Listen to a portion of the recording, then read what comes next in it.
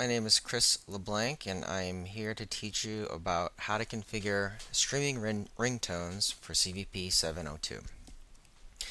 So the first thing that you need to do, or a customer will need to do, is to configure their Helix server for streaming audio. We have only tested with Helix server, and we don't officially support configuring it, but we do have an appendix at the end of the CVP 702 config and admin guide that gives you some basic instructions on how to set up a stream and how to get that running. So before any configuration should be made to have streaming audio for ringtones, you should have the customer should have their stream ready to go, and you can test that through Real Player or some other audio device. Just to give you some history, so before you could have a custom ringtone that was a wave file. So basically, you could come into here and say, for all the numbers that start with this dial number pattern, play this wave file instead of playing the ringing wave file. So some customers requested to have, instead of a wave file, they want a stream. So we did streaming audio already, so we just added it to doing it for ringtones as well. So instead of actually having an HTTP wave file, you're going to have an RTSP stream name instead of the wave file. So why don't we go, so you basically configure this in SIP. This is a SIP only feature. So what you do is you go into the call server configuration under device management call server, then you choose your call server, then you go to the SIP tab, and then you come down here and you see custom ringtone patterns. So here we see that this any number that begins with a 1 is going to be transferred to this IP address, which happens to be call manager. So we know that those are agent ID, those are agent DNs. So you can put in that custom pattern here, okay? And then all you have to do is type in the stream name that you would type into Real Player to play the stream that actually works for Helix. So it would start with RTSP :/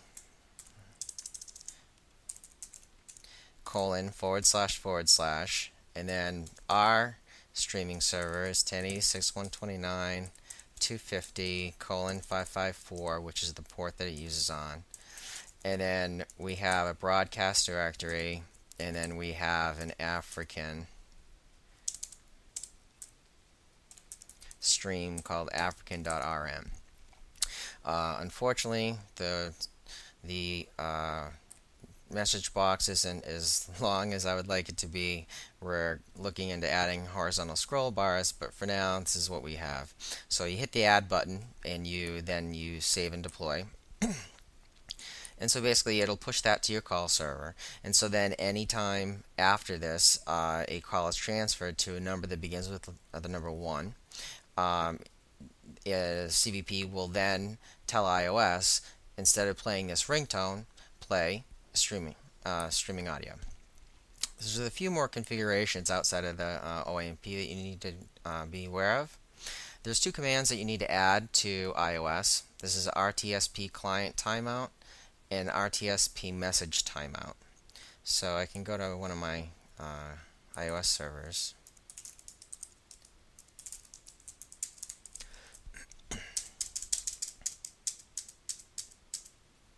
So in the past, we've had the customer configure MRCP client timeout and connect timeout and MRCP message timeout.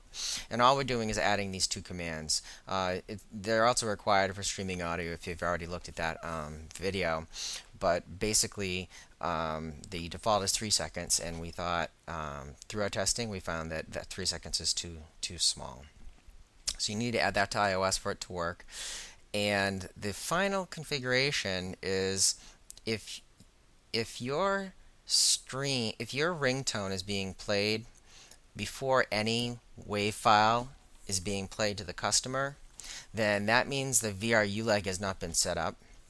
And for streaming audio to work, or for the call server to tell iOS just play streaming audio from the VXML server, the VRU leg needs to be set up first. And so if you're not playing a WAV file to the caller and then it gets transferred to an agent, the VRU leg is not established. So to force this situation, what we are recommending is to create a send to VRU node that's explicit right before any queue node. So all that does is it creates a VRU leg, but it doesn't do anything with it. But it allows the call server to talk to the VXML gateway. So on the rare occurrence where you wouldn't play a WAV file to a caller before it gets transferred to an agent, you're going to need a send to VRU node. And so those are all the steps. So I hope you enjoyed the video.